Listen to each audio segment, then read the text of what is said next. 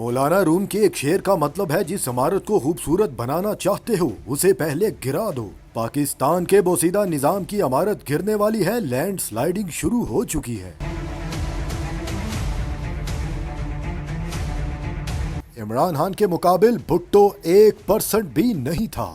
اور یہ مقبول جان نے عمران خان قائد اعظم بھٹو اور اپنی سرکاری زندگی پر گفتگو کرتے ہوئے کہا، نظام کی بوسیدہ عمارت تب سے کمزور ہو رہی ہے جب مجھے سرکاری نوکری کے دوران ایمانداری کی سزا دی گئی۔ واقعہ بھی سنا ڈالا، لوہا نمک کی کان میں رکھا جائے تو نمک بن جاتا ہے۔ اس نظام میں سب نمک بن چکے ہیں، نمک حلال یا حرام قوم بخوبی جانتی ہے۔ انہوں نے کہا عمران خان کے خلاف پاکستان کا سیکولر اور لبرل نے 20 سال محنت کی ہے یہاں ایک جنریشن بنانے کی۔ یہ اس 1 کروڑ کو کہتا ہے پاکستان کا مطلب کیا، لا الہ الا اللہ، یہ اس 1 کروڑ کو کہتا ہے ایاک نعبد و ایاک نستعین۔ ان کے دلوں پر چلتی ہیں چھریاں۔ عمران خان کی پاپولیرٹی کا کوئی مقابلہ ہی نہیں۔ بھٹو عمران خان کا 1% بھی نہیں تھا۔ بھٹو کے پی کے اندر 0 تھا۔ بھٹو کو کے پی کے میں کوئی نہیں جانتا تھا۔ عمران خان کا خلوص اور بھٹو کی چالاکی 2 مختلف چیزیں ہیں۔ بھٹو ایک ساتھ آدمی تھا۔ پاکستان اگر ٹوٹا ہے تو اس میں بھٹو بھی پوری طرح شامل تھا۔ مائک لے کر جائیں، لوگوں سے پوچھیں عمران خان کی حکومت کس نے ہٹائی، تو آپ سے پوچھیں گے آپ کو نہیں پتا، تو پھر آپ کو اس کا نام بتائیں گے جس نے ہٹائی ہے۔ جو ریت کی بوریاں تھیں وہ پھٹ گئی ہیں، پیچھے سے چہرے نظر آ رہے ہیں۔ یہ بہت خطرناک صورتحال ہے۔ اس وقت اسٹیبلشمنٹ اپنی آخری ہچکیوں پر ہے۔ میں نے اپنی زندگی میں اس قدر بدتر صورتحال نہیں دیکھی اور اس طرح کی پبلک اویئرنیس بھی کبھی نہیں دیکھی۔ آپ گوادر جائیں، پسنی جائیں، کوہاٹ جائیں یا آپ شیہو پورا چلے جائیں، آپ کو لوگ بتا دیں گے۔ ایسا نہیں کہ اس سسٹم میں ایماندار لوگ موجود نہیں، لیکن وہ کتنی مزاحمت کر سکتے ہیں۔ 1-2 واقعات میں جب میں مجسٹریٹ تھا میں ضمانت بھی لے لیتا تھا، ریمانڈ بھی۔ ہائی کورٹ کے چیف جسٹس کے ساتھ بھی جا کر بتا دیا کرتا تھا میں نے فیصلہ صحیح کیا ہے۔ وہ کہتے تھے بالکل ٹھیک کیا۔ لیکن 1998 میں جس سال دھماکہ ہوا، میں چاغی کا ڈپٹی کمشنر تھا۔ وہاں ملیشیا کے کچھ سپاہی تھے، صوبے دار اور ایک کیپٹن صاحب نے ایک پیسنجر بس پر فائرنگ کی، بلا جواز فائرنگ تھی۔ فائرنگ میں 2 لوگ زخمی ہوئے۔ میں نے کیپٹن پر 307 کا مقدمہ کر دیا اور ساتھ ہی صوبے دار پر بھی کر دیا۔ وہ جو کرنل تھا اس کمانڈ کا، اس نے اسے گاڑی میں بٹھایا اور گھمانا شروع کر دیا۔ میں نے کرنل پر بھی مقدمہ کر دیا۔ اختر مینگل بڑا نام ہے، اس وقت چیف منسٹر تھے۔ اس وقت سمجھا جاتا تھا بڑے اینٹی اسٹیبلشمنٹ ہیں۔ وہ بالکل خاموش ایک رات نواز شریف صاحب کے ساتھ آئے اور اس ہیلی کاپٹر میں کور کمانڈر بھی تھا۔ اس ہیلی کاپٹر میں ملیشیا کا IG جنرل بھی موجود تھا، اس کا نام جنرل دین نیازی تھا اور ملیشیا کا کمانڈنٹ تھا۔ میں نے ان کو ریسیو کیا۔ خالد نے مجھے کہا کہ تمہارے خلاف بڑی خطرناک بات ہوئی ہے، عزت بے عزتی کا مسئلہ بن گیا ہے، تم اب گئے۔ واپسی پر نواز شریف نے مجھ سے ہاتھ ملایا اور اوکے ڈپٹی کمشنر صاحب کہہ کر چلے گئے اور اس کے وہاں پہنچتے ہی اختر مینگل نے مجھے ٹرانسفر کر دیا۔ 18 سال اس کے بعد میں نے نوکری کی۔ اس کے بعد مجھے کوئی اہم ذمہ داری نہیں دی گئی، مجھے بلیک لسٹ کر دیا گیا۔ وہ مقدمہ آج بھی چاغی کی فائل میں موجود ہے۔ کوئی شیر کا بچہ مجھے بتائے آج اس کرنل کو بلا کر 307 کے مقدمے کا کیا بنا۔ اس سسٹم کو گرائے بغیر کچھ ممکن نہیں۔ رہی بات بھٹو کی، تو بھٹو کی حکومت تو بنی نہیں تھی، اس کے مخالف حکومت بنی تھی۔ بھٹو ڈیرہ اسماعیل خان میں مفتی محمود سے ہار گیا تھا۔ بھٹو کو بلوچستان میں کوئی پہچانتا نہیں تھا، سندھ میں تمام وڈیرے اس کے ساتھ تھے، بھٹو صرف پنجاب میں تھا۔ اور پنجاب میں بھی اگر آپ کہتے ہیں بھٹو روٹی کپڑا مکان کے نعرے سے جیتا تھا تو ایسا نہیں تھا۔ اس نے نعرہ لگایا تھا تاشقند کا، 1000 سال تک جنگ لڑیں گے۔ پنجابیوں کی جذباتیت اس نے ایکسپلوئٹ کیا تھا۔ بھٹو کی ٹوٹل 84 سیٹیں تھی، مجیب الرحمان کی 161